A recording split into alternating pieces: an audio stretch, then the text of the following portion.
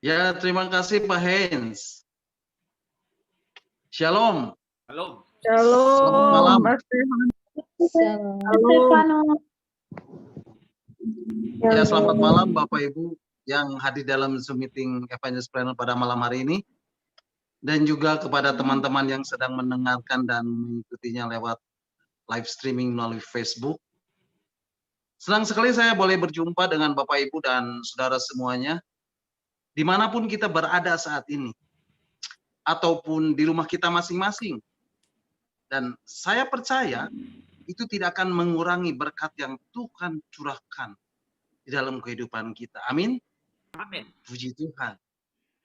Dan saya percaya bahwa malam hari ini secara khusus kita pun boleh menikmati bersama-sama satu pujian penyembahan yang dahsyat luar biasa yang boleh membangun iman kita. Dan saya juga percaya kita semua punya kerinduan untuk boleh mendengarkan bagian-bagian firman Tuhan yang akan saya sampaikan, yang akan saya bagikan buat Bapak Ibu Saudara semuanya, supaya kita menjadi orang-orang yang bertumbuh di dalam pengenalan kita akan Tuhan. Dan kita punya iman percaya kepada Yesus yang tidak stagnan, yang tidak biasa-biasa lagi, tetapi boleh memiliki iman yang sungguh-sungguh kuat di dalam kebenaran firman Tuhan ini. Nah Bapak Ibu, malam hari ini kita akan kembali merenungkan bagian-bagian firman Tuhan tentang arti kehadiran Tuhan bagian yang ke-6. Dan saya akan sedikit mereview, mengulang firman Tuhan yang sudah saya sampaikan beberapa minggu berturut-turut mengenai arti kehadiran Tuhan ini. Karena ada beberapa teman-teman Bapak Ibu yang mungkin baru beberapa hari atau beberapa minggu join dalam Zoom meeting ini. Dan supaya kita pun dapat mengingatnya kembali. Di bagian pertama, saya awali dengan sebuah pertanyaan. Apa yang paling penting menurut Bapak Ibu di dalam kehidupan ini? Menurut saya yang paling penting di dalam kehidupan ini adalah kehadiran Tuhan. Semua Bapak Ibu boleh miliki. Tapi tanpa kehadiran Tuhan, semua itu sia-sia. Dan tidak ada artinya apa-apa. Dan tidak bisa melakukan apa-apa. Di bagian kedua, kita sudah membahas tentang tehillah. Menyanyi di dalam roh. Itulah yang menggetarkan sorga. Dan menyebabkan Tuhan turun tangan dan memberikan kemenangan. Di bagian yang ketiga, kita sudah membahas tentang pujian yang menggetarkan sorga. Ada kuasa di dalam puji-pujian dan penyembahan. Dan ini ditulis di dalam Alkitab. Di dalam perjanjian baru, ketika Paulus dan Silas berada di dalam penjara di Filipi.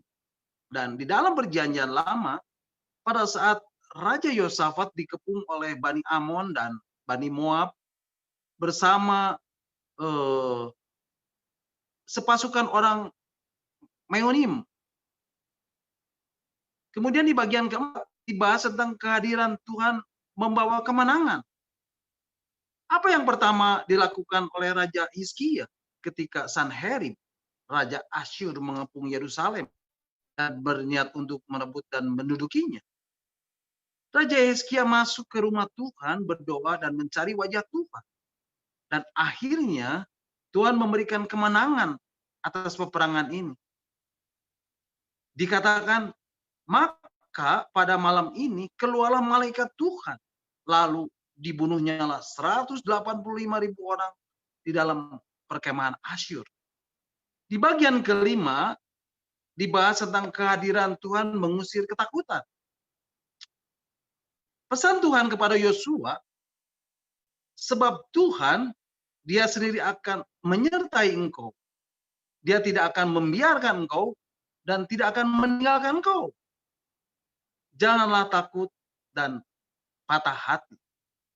Kenapa Tuhan memberikan pesan ini? Karena Tuhan tahu di depan mereka akan ada banyak masalah.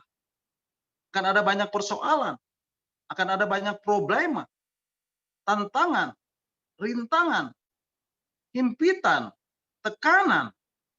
Ada banyak bangsa-bangsa yang harus mereka lawan dan duduki yang harus mereka perangi sebelum masuk ke tanah yang dijanjikan Tuhan, tanah Kanaan. Nah, Bapak Ibu bisa mendengarkan kembali ulasan firman Tuhan ini, uraian firman Tuhan ini melalui link arti kehadiran Tuhan bagian pertama, kedua, ketiga, keempat, dan kelima yang sudah Pak Hens share lewat WhatsApp Discipleship at Zoom. Nah, Bapak Ibu, malam hari ini kita akan melanjutkan dan akan kembali merenungkan bagian-bagian firman Tuhan. Dan saya beri tema kehadirannya membawa sukacita. Bapak Ibu, mari kita baca ayat yang akan melandasi firman Tuhan ini di dalam kitab Sefanya pasal 3 ayat yang ke-17. Sefanya pasal 3 ayat yang ke-17 mengatakan, Tuhan Allahmu ada di antaramu sebagai pahlawan yang memberi kemenangan. Ia bergirang karena engkau dengan sukacita. Ia membaharui engkau dalam kasih-Nya. Ia bersorak-sorai karena engkau dengan sorak-sorai. Nah, Bapak Ibu, tahukah Bapak Ibu, kalau Tuhan hadir di dalam hidup Bapak Ibu, kalau kehadirannya, hadiratnya, hadirnya nyata di dalam kehidupan Bapak Ibu, salah satu tandanya adalah adanya sukacita di dalam hidup Bapak Ibu, saudara dan saya. Bapak Ibu, dari uraian firman Tuhan arti kehadiran Tuhan di bagian yang kelima, saat ini di masa pandemi COVID-19 ini, yang disebut pandemi COVID gelombang kedua ini, semakin banyak orang menjadi ketakutan di dalam menghadapi hidup ini. Semakin banyak orang menjadi gelisah di dalam menghadapi hidup ini. Semakin banyak orang menjadi khawatir di dalam menghadapi hidup ini. Dan semakin banyak orang menjadi gentar di dalam menghadapi hidup ini. Sehingga orang-orang mulai kehilangan sukacita. Karena semua yang sedang terjadi saat ini. Tetapi sebagai anak-anak Tuhan, apapun yang terjadi di dalam hidup ini, di tengah-tengah segala persoalan, di tengah-tengah segala pergumulan, di tengah-tengah segala problema, segala tantangan atau rintangan, maka sukacita itu harus selalu ada. Dan tidak boleh berkeputusan. Dan tidak boleh hilang. Bapak Ibu harus menjalaninya dengan penuh sukacita. Karena sukacita itu adalah buah roh. Bapak Ibu, kegembiraan itu hanya sesaat. Karena itu dipengaruhi oleh faktor-faktor dari luar. Atau dari faktor eksternal. Tetapi sukacita itu tumbuh dari dalam atau timbul dari dalam dan meluap keluar. Karena sukacita adalah buah roh yang sifatnya kekal sampai selama-lamanya. Oleh sebab itu, kenapa kita bisa bersukacita di dalam kesulitan? Karena kita tahu roh Tuhan hadir bersama-sama dengan kita. Bapak Ibu, di dalam surat Filipi pasal 4 ayat yang keempat, ketika Paulus ada di dalam penjara karena memberitakan Injil, dikatakan, Filipi pasal 4 ayat 4 mengatakan, bersukacitalah senantiasa di dalam Tuhan. Sekali lagi kukatakan, bersukacitalah. Rejoice in the Lord always. Again, I will say rejoice. Bersukacitalah senantiasa di dalam Tuhan. Sekali lagi kukatakan, bersukacitalah. Bapak Ibu, apakah pada waktu dia berbicara itu ada di dalam suatu tempat yang nyaman? Atau mungkin ada sedang makan di rumah makan yang terkenal? Tidak, Bapak Ibu. Paulus sedang mengalami tekanan di dalam penjara. Tetapi Tetapi Paulus tahu bahwa sumber sukacita itu ditentukan karena relasi atau hubungannya dengan Tuhan. Lewat hubungan pribadinya dengan Tuhan yang Maha Hadir. Bahkan bukan ditentukan oleh keadaan dari luar tadi. Kehadirannya, hadiratnya, hadirnya Tuhan, itulah yang membawa sukacita di dalam kehidupan Paulus ini. Jadi Bapak Ibu, apapun masalah Bapak Ibu, izinkan sukacita itu mengalir. Karena sukacita itu akan memberi kekuatan kepada kita di dalam menghadapi segala pergumulan kita, di dalam menghadapi segala persoalan kita, dalam menghadapi segala masalah, tantangan, rintangan yang harus kita hadapi. Nah Bapak Ibu, di dalam kitab Nehemia pasal 8 ayat yang ke-11 dikatakan, "The joy of the Lord is your strength." Nehemia pasal 8 ayat yang ke-11b mengatakan, jangan bersusah hati. Sebab sukacita karena Tuhan itulah perlindunganmu. Firman Tuhan berkata apa Bapak Ibu? Sebab sukacita atau kesukaan atau kegirangan yang dari Tuhan, itulah kekuatan kita. Itulah perlindungan kita. Bapak Ibu, kalau Bapak Ibu mengalami tekanan, kemudian Bapak Ibu patah hati, maka kecillah kekuatan kita. Tetapi, di tengah tekanan yang luar biasa, Bapak Ibu menghadapinya dengan optimis dan dengan penuh sukacita, maka kekuatan itu akan memberi kemenangan kepada Bapak Ibu. Bapak Ibu, pada dasarnya anak-anak Tuhan harus bersukacita. Kalau Bapak Ibu berkata, saya beriman tetapi tidak bersukacita, pasti ada yang salah, Bapak Ibu. Pasti ada yang tidak beres, Bapak Ibu. Kalau Bapak Ibu tidak memiliki sukacita, maka Bapak Ibu adalah orang yang paling buruk. Bapak Ibu, iman tidak bisa dipisahkan dengan sukacita. Nah Bapak Ibu, Daud ketika menghadapi Goliat, kenapa Daud tidak gentar, tetapi tetap bersukacita? Karena dia percaya bahwa Tuhan ada bersama dengan dia. Roh Tuhan ada padanya. Kehadirannya, hadiratnya, hadirnya Tuhan selalu dia rasakan dan alami di dalam hidupnya. Daniel, ketika ada di dalam gua singa, dia tidak gentar sedikit pun, tetapi tetap bersukacita. Karena Daniel percaya bahwa Tuhan ada bersama dengan dia. Roh Tuhan ada padanya. Kehadirannya, hadiratnya, hadirnya Tuhan selalu dialami dan rasakan di dalam hidup. Bapak Ibu, sukacita itu adalah sesuatu yang berharga. Mari Bapak Ibu kita akan baca di dalam Injil pasal Lukas ayat yang ke-15. Injil Lukas pasal 15 ayat yang ke-8 sampai 10. Nah, judul perikop ini adalah perumpamaan tentang dirham yang hilang.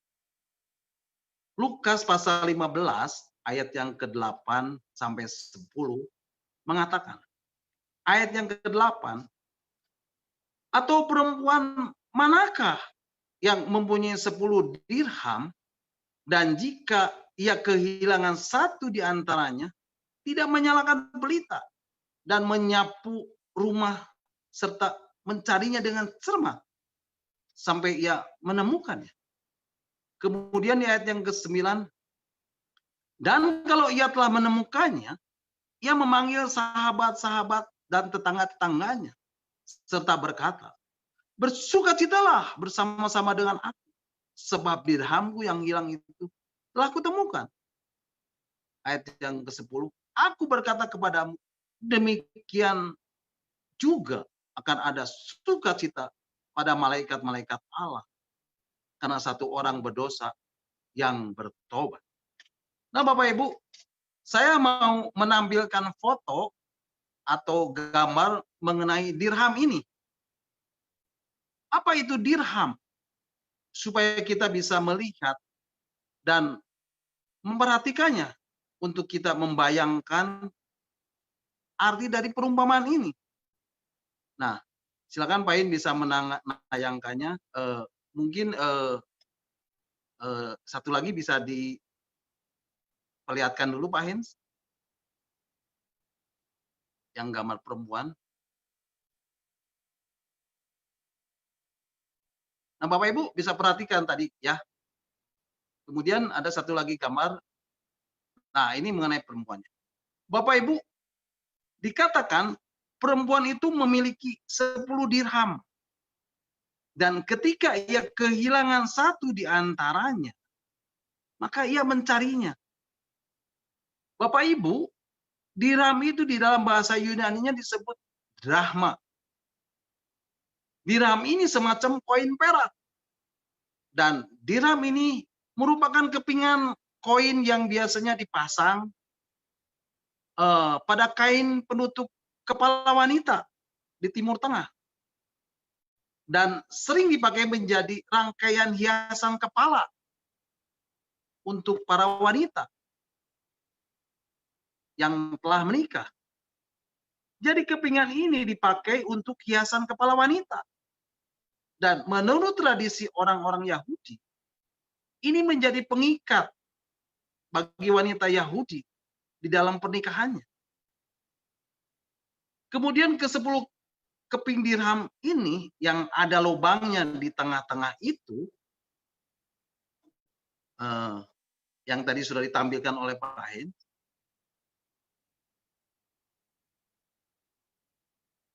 disatukan dengan pengikat dan kemudian dipakai oleh wanita yang telah bertunangan atau yang sudah menikah. Dan inilah yang melambangkan mas kawin yang menjadi pengikat pernikahan bagi wanita tersebut.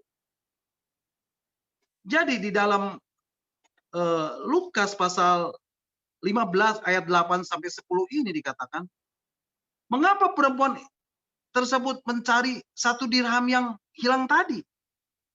Padahal masih ada 9 dirham yang lain.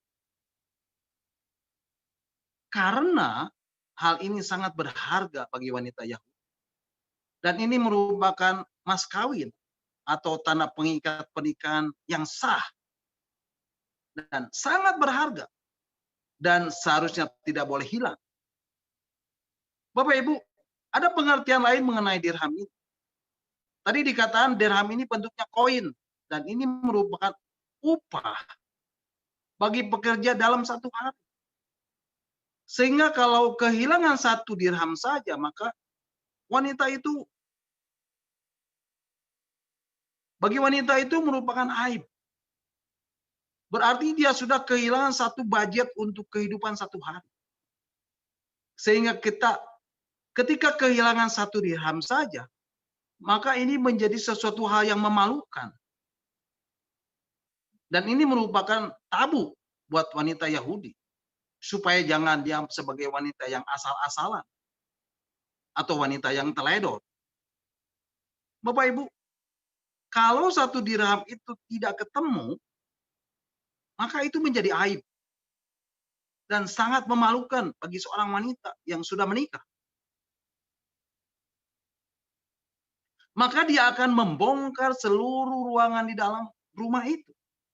Lalu menyalakan pelita dan menyapunya. Dan dia akan mencarinya sampai ketemu. Sampai menemukan kembali dirhamnya itu. Karena kalau tidak, maka dia akan menjadi malu. Tetapi Bapak Ibu, setelah dirham itu diketemukan, dan kemudian dikatakan apa Bapak Ibu? Ketika dia sudah menemukannya, maka ia memanggil sahabat-sahabat dan tetangga-tetangganya. Serta berkata, bersukacitalah bersama-sama dengan aku. Sebab dirhamku yang hilang telah kutemukan. Jadi Bapak Ibu, sukacita itu adalah sesuatu yang sangat berharga dalam hidup ini. Jangan pernah kita kehilangan sukacita itu. Bapak Ibu, apa yang menyebabkan manusia seringkali kehilangan sukacita? Padahal manusia pada dasarnya ingin bersukacita. Dan bagaimana caranya supaya kita tetap bersukacita, Bapak Ibu? Ada beberapa penyebab kita tidak bisa bersukacita. Yang pertama, karena ketidakmampuan mendisiplinkan hati dan pikiran. Sukacita bukan soal keadaan, tetapi soal pemikiran. Kalau hati Bapak Ibu sempit, iri, busuk, maka Bapak Ibu tidak akan bersukacita. Tetapi kalau pikiran kita luas, jiwa kita penuh dengan iman, maka hati kita besar, maka kita akan bersukacita. Yang kedua penyebabnya, karena terintimidasi dengan masalah dan oleh iblis. Bapak Ibu, masalah itu normal. Dan melalui masalah itu, itulah saatnya kita belajar. Belajar. Dan belajar dari masalah itu. Semakin Bapak Ibu kita belajar, maka Bapak Ibu semakin pintar dan semakin tahu tentang masalah itu. Yang ketiga, terlalu fokus pada orang lain. Seharusnya tetaplah fokus kepada Tuhan. Firman Tuhan mengatakan, manusia mereka-rekakan yang jahat, tetapi Tuhan mereka-rekakan yang baik. Kemudian yang keempat, tidak mempercayai janji-janji itu. Bapak Ibu, meskipun Bapak Ibu memiliki banyak uang, tetapi memiliki banyak uang bukanlah segalanya. Tanpa sukacita, maka hidup ini akan menjadi tertekan. Ada orang berpikir dengan memiliki banyak uang, maka hidup ini akan berbahagia. Tetapi buat kita, Bapak Ibu, saudara dan saya, sebagai anak-anak Tuhan, sebagai murid-murid Tuhan, sebagai pengikut Tuhan, maka janji Tuhan adalah modal bagi hidup kita. Di dalam Injil Markus pasal 11 ayat 24 dikatakan, Injil Markus pasal 11 ayat 24 mengatakan, karena itu aku berkata kepadamu, apa saja yang kamu minta dan doakan, percayalah bahwa kamu telah menerimanya. Maka hal itu akan diberikan kepadamu. Bapak Ibu, inilah janji Tuhan buat kita. Buat Bapak Ibu saudara dan saya. Dan inilah yang menjadi modal buat setiap orang-orang yang percaya kepada Dia. Nah, kemudian Bapak Ibu, apa yang menjadi dasar dari sukacita kita, Bapak Ibu? Kita bersukacita karena Yesus mau mati buat kita. Berarti kita berharga di mata. Kita bersukacita karena kita telah menerima buah-buah roh. Yaitu kasih, sukacita, damai sejahtera, kesabaran, kemurahan, kebaikan, kesetiaan, kelemah lembutan, penguasaan diri. Dan kalau kita bersukacita, berarti Roh Kudus ada di dalam kita. Kita bersukacita karena kita percaya. Dan Tuhan telah memberi kita karunia dan talenta. Supaya kita dapat menjadi kawan sekerja Allah. Kita bersukacita karena kita hidup di dalam kuasa sebagai anak-anak Allah. Sehingga apa saja yang kita imani, itu dapat terjadi di dalam kehidupan kita. Bapak Ibu, iblis mau supaya kita fokus pada dunia. Pada masalah, pada kebimbangan, pada ketakutan-ketakutan yang dia buat. Pada kegelisahan, pada kekhawatiran. Sehingga kita menjadi gentar. Dan akhirnya iman kita menjadi goyah. Tetapi Tuhan memberikan kita kuasa untuk mengalahkan tipu daya si iblis ini. Selanjutnya Bapak Ibu, selain berharga, sukacita itu juga adalah pilihan. Nah, di dalam kitab Habakuk pasal 3 ayat 17 sampai 18 dikatakan, kitab Habakuk pasal 3 ayat 17 sampai 18. Ayat ke-17 dikatakan, sekalipun pohon ara tidak berbunga, pohon anggur tidak berbuah, hasil pohon zaitun mengecewakan, sekalipun ladang-ladang tidak menghasilkan bahan makanan, kambing domba terhalau dari kurungan, dan tidak ada lembu sapi dalam kandang. Ayat 18, namun aku akan bersorak-sorak di dalam Tuhan, beria-ria di dalam Allah yang menyelamatkan aku. Bapak Ibu, situasi dan kondisi yang dihadapi Nabi Habakuk ini tidaklah baik.